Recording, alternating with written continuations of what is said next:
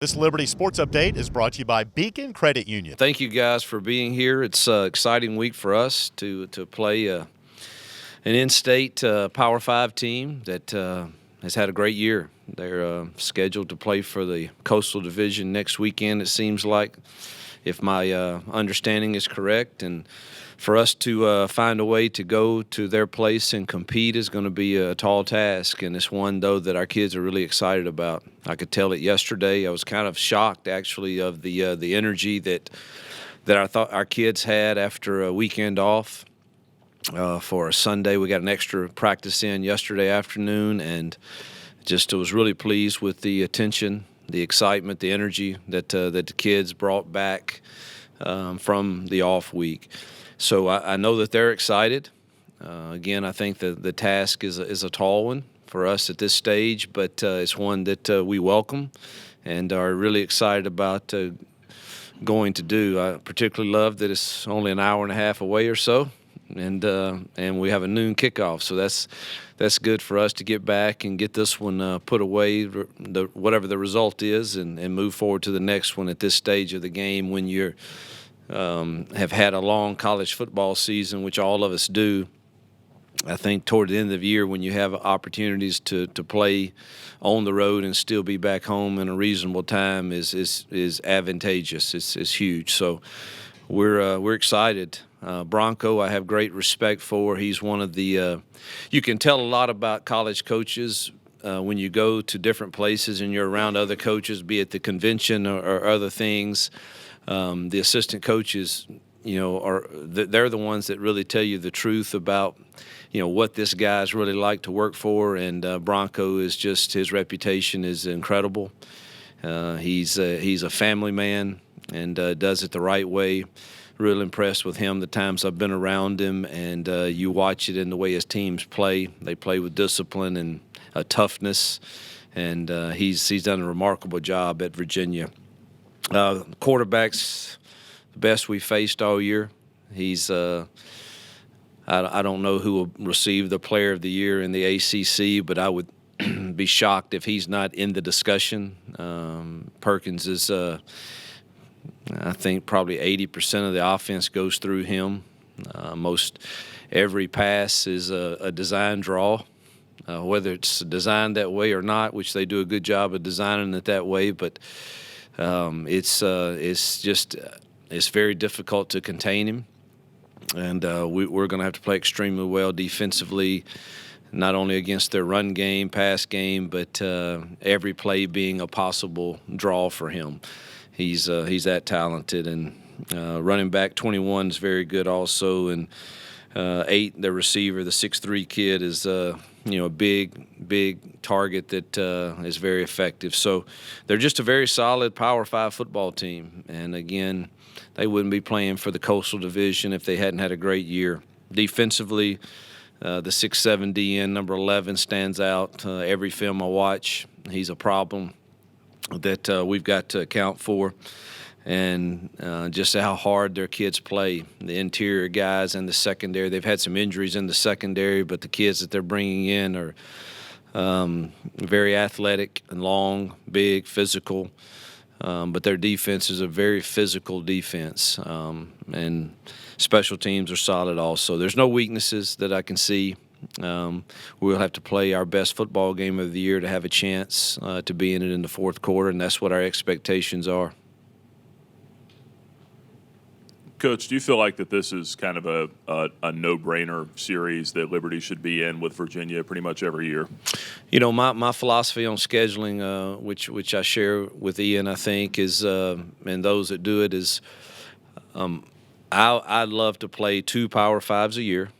There may be some years where you get 3, and if we could keep them in this region, those Power 5s, I'm all for it. So yes, it makes sense to me. I think it's cheaper on our budget for travel. It's easier on the kids, the families, and it draws some interest locally. So, whether it's Virginia Tech, or the Carolinas, or the Dukes, or something in this region, Power 5 wise, I think not that you don't venture out from time to time, but those all make sense to me. To to play those, and certainly Virginia is right up the road. So it's one that I think we should, as often as they would play us. And I don't know all the the negotiations that happen in those deals on home and stuff. I let Ian and those guys take care of that. But if you're asking me if Virginia is one of the Power Fives that I would be open to playing all the time, yes. This is the third Power Five you've played this year, and maybe 3.5 if you count BYU. I count BYU. Then where would Virginia rank as far as just in terms of toughest opponents that you've seen this year? They're the most solid opponent, top to bottom. BYU was very talented.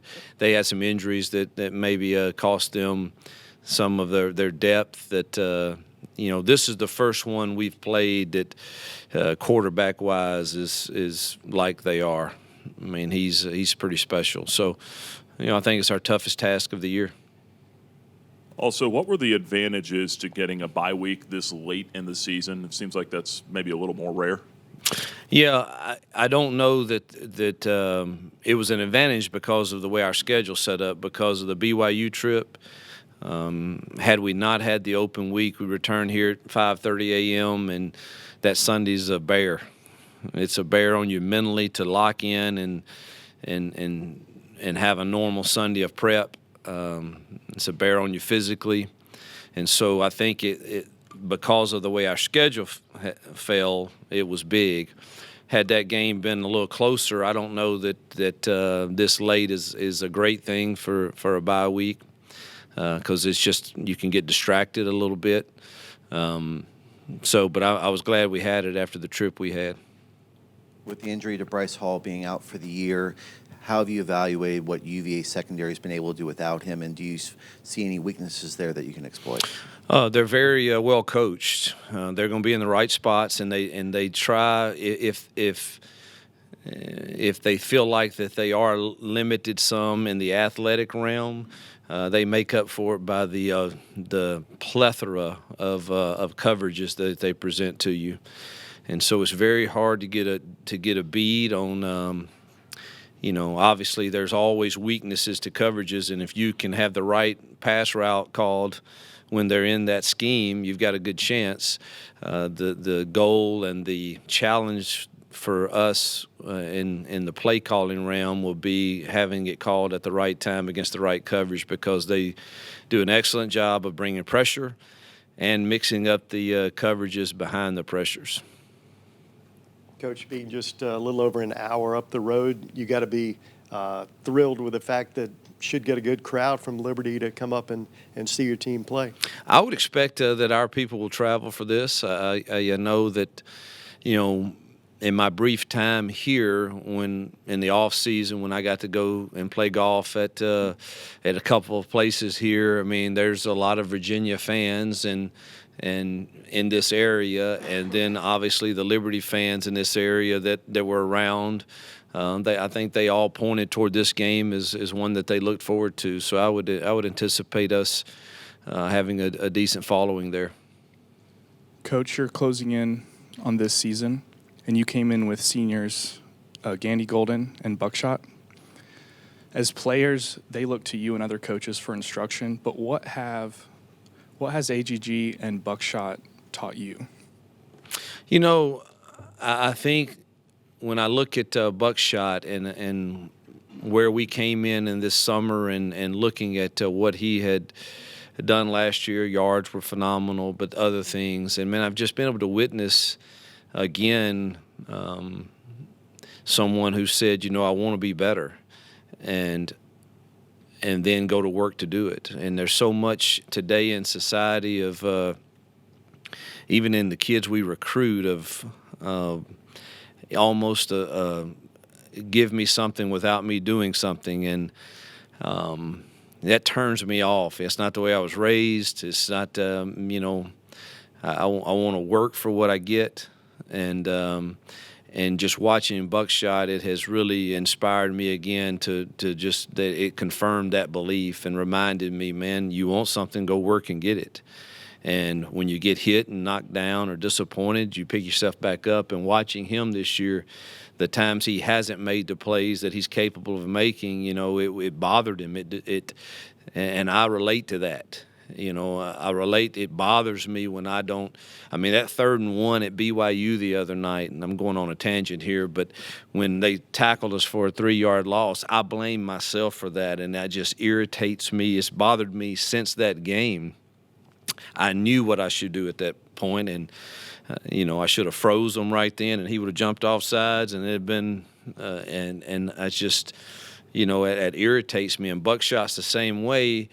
But he lets it go, and and our lesson this week is about letting the past go, from the Traveler's Gift, and I loved teaching it yesterday to our kids from Abraham Lincoln and just the way he lived his life, and Buckshot has modeled that for me this year. AGG has phenomenal talent. I think he's reminded me always be teachable.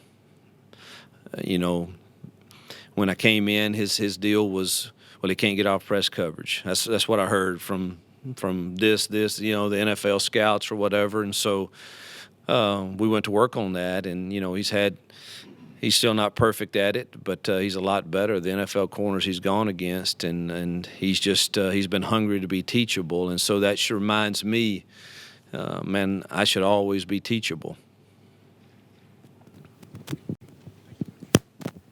How are you looking health-wise after the open week? Were you able to get a lot of guys some rest, or were there any setbacks at all? We're good. We're good health-wise. I can't think of anybody that will be out for this game. I mean, Bejor and, you got the ones who have some hurt, but they're ready to go. They all practiced yesterday, and we'll give it a go. Coach, where does AGG rank as far as collegiate receivers, past or present? And I know, present, you haven't been able to see all of the collegiate receivers, but where does he rank on your list? Well, I believe I have 9 that I've coached that are in the NFL right now, and AGG is right in the probably I would say 4 to 5, 3, 4, or 5 in my eyes of those. I think A.J. Brown and D.K. Metcalf, they're pretty special, and they're showing it in their freshman year or the rookie year of the NFL, and Dawson Knox and Evan Ingram and Quan Treadwell and Moncrief and Quincy and Cody Cord, and those guys were all special in different ways, and I think AGG is a combination of he's got the DK size. Speed-wise, he's not quite what DK is, but he's got the ball skills and the physicality. He's an NFL player, and I think he's durable.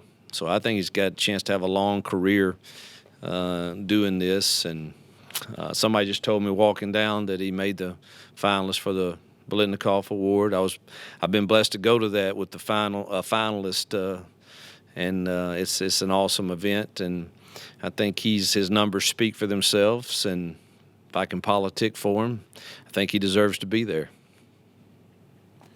With Joe Reed and what he's done in the kick return game for Virginia, how much of a concern is that for you? I mean, he took one to the house against the Flames last year, too.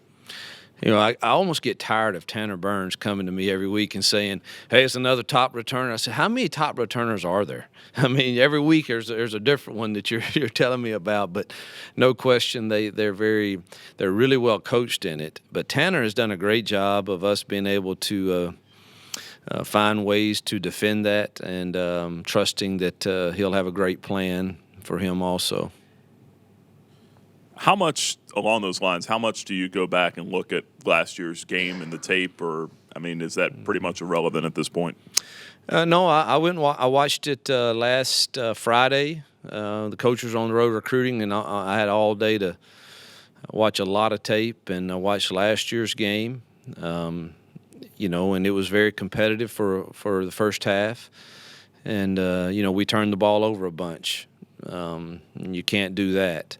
So, I've watched it, and, kind of gave me a feel for – they're a little different this year defensively, I think. I think they're better defensively this year than they were last year, and they do a few different things, and mix it up between odd and even quite a bit more than they did last year. But I did watch it, and, there's parts of it that gave me confidence. parts of it made me cringe. But I don't think Buckshot's the same as he was last year at this point this year. And, hopefully he'll continue his play and taking care of the football. Coach, with the exception of the first game, you've been able to score, move the ball against anybody and everybody you played. Is Virginia the same type team? Are you confident that the way you're playing now that you'll be able to move the ball against Cavaliers as well? I think I'll answer that by saying I'm always confident that we have a good plan to move the ball. I've been in a few games in my career where we haven't, and it was very disappointing, and I don't like that. I take it personal that we can't. There comes a point where you've got to win some one-on-ones to be able to do that, whether it's a receiver against a DB or a guard against a D tackle or a tight end against a defensive end. If you don't win any one-on-ones in a game, your plan's pretty futile. So do I feel confident we're going to have the right plan? Yes. Do I feel confident we have the potential to move the ball? Yes. And I expect to move the ball. So the answer is yes, I expect to move the ball.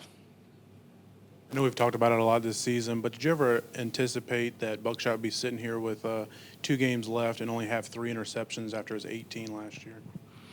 I'm always so I've had some quarterbacks in the past that had different strengths and different weaknesses, but I've just always felt like our staff has been able to take quarterbacks and help them with their weaknesses. And if you look at the numbers from Lambeth to Arkansas State to Ole Miss, it backs that up. And so I was always confident once I met with Buckshot and he was willing, and Ken Austin, who I think is he's a far better quarterback coach than I fundamentally. He sees things and he notices things and he's immediate to correct them. And I think a lot of credit goes to him for that for the time that they spend in the meeting room and on the practice field and individual. And whatever I've added to that with being on the sideline, I know Buck likes that. He likes that I get irritated if he, believe it or not, I think he likes that. He expects that out of me, and I think he just has elevated his attention to taking care of the ball. And I've coached kids whose parents have raised them, and mine were this way to a certain extent, that every play should work out for the good. And because I expect you to, my dad was like this, I expect you to get it right. I expect you to, and sometimes that in quarterback play, and I think Buckshot's dad instilled in him a great work ethic, but sometimes at quarterback play, every play doesn't have to be good. Some plays it's good if it just doesn't turn out bad. And I think he had to learn that, if that makes sense. There's times where, look, the play's over. Let's don't make it worse. And sometimes when you have the mentality, and Brett Favre, a friend of mine, kind of had this mentality of, well, I got to make something happen on every play. And I don't think that's a quarterback's friend. And so he's to sit here today at 23-3, I think's a great testament to Kent, to Buckshot's work ethic, and to our system that I think is quarterback friendly. The last 2 Power 5 opponents you've faced have combined 19 of 30 on third downs. You're facing a team with a dynamic quarterback who could scramble and take advantage of mismatches on third down. Is that something that could potentially be worrisome, and how do you defend against that to make sure you limit those opportunities? Yeah, I'm obviously concerned about third down regardless of who their quarterback was, and then you add him to the mix and it's even more concerning. So because we haven't played well on third down, and I assure you UMass game we played really well on third down, but last week we had some critical ones where we didn't get it done. And we started last week on last Tuesday's practice in open week. We had 2 different third down periods, good on good. Wednesday we had a third down period, good on good. We did not yesterday. We will Tuesday and Wednesday of this week, and just continue to try to put an emphasis on it. Coach, we've gotten to the mind of an athlete and how they prepare for the game, whether it's the night before or in the locker room, right until they head onto the field. But I want to ask you, what are your pregame traditions so that way you prepare for the game and lead it? As starting on Friday or Saturday? Oh, gosh, Friday is pretty. I just want to make sure that all of our landmarks and shot plays are understood by our kids, and Friday night I love the team meal together because it's one of our more relaxed moments. I don't want our kids tight, and I eat a box of Milk Duds on Friday night at the hotel. It's Paul is gracious, and they put a bunch of stuff in there, but the only thing I really want is the Milk Duds and a Coke Zero. That's my Friday night, and then I go to bed early, but I wake up really early. Have my devotional, and I'm gonna wear pretty much the same socks I've worn for the last 5 years in coaching. I still have the same pair. It's the only time I wear them though. It's Big Red Gum and Bazooka at halftime, and that's pretty much my quirkiness. I used to make my offensive line coach change his clothes at halftime if we're not running the football well, but I hadn't done that to Sam yet. I may have to try that. Tell him to change all his clothes. Javon Scruggs had probably his best game of the season against BYU. How important to have him back in the lineup? Yeah, he had a really good game. He, we moved him to nickel, and he was more physical. We needed a bigger body there for that game, and we need him this week to play a couple different positions. So we hadn't quite decided exactly where we're settled on that yet, but he had a great game, and he's a competitor, and he's really getting better. The open week, how much other college football games you said you watched a lot of tape? I mean, how many other games did you watch? And also tying that in, I guess, with the bowl projections and that kind of thing. I mean, how in tune are you with some of that? Saturday, I watched a lot of games. I came up to the office Saturday morning and did a few things, and then went to see one of my good friends, David Nasser's brother, Benjamin, and spent some time with him watching College Game Day. His birthday was that day, and then watched football the rest of the day, and got to see a lot of friends who coach, and so that's the first day in a while that I've really watched a lot of football. But I TiVo'd a bunch of games and stayed up late and watched those. In tune with bowl games, trust Ian and our administration to handle that. He gives me updates, and we're excited that we're in the talks, but we got to win another game. And that would be huge for these seniors. It would be a blessing.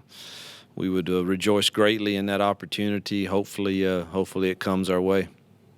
And listen to Eric Church and Chris Tomlin music before the game. Those are my two guys.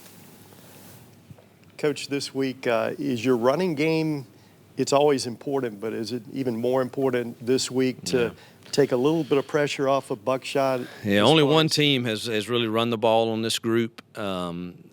I think we go into every game with you have to have the appearance that you're balanced. And we've been pretty effective at doing that. And that'll be our attempt this week also. There'll be a lot of runs called.